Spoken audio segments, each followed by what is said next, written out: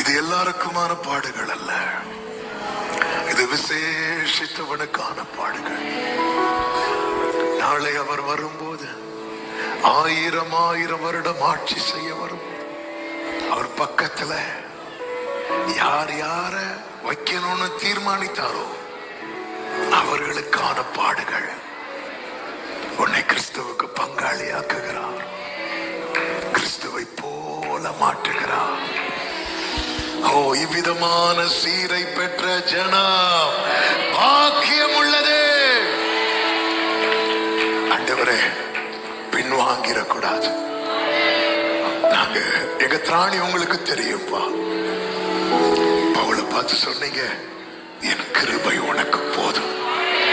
இந்த பாதையில் நடக்கிற அன்பு சகோதரா சகோதரி, ஆண்டவர் எனக்கு என்ன சொல்ல போகிறார் என்று கேட்டுக்கொண்டு கலங்கி நிற்கிறாயோ, கர்த்தர் சொல்லுகிற வார்த்தை தான், என் கிருபை உனக்கு போதும். உன் பலவீனத்தில் என் பலன் பூரணமாய். நல்ல கரங்களை தட்டி ஆமென்.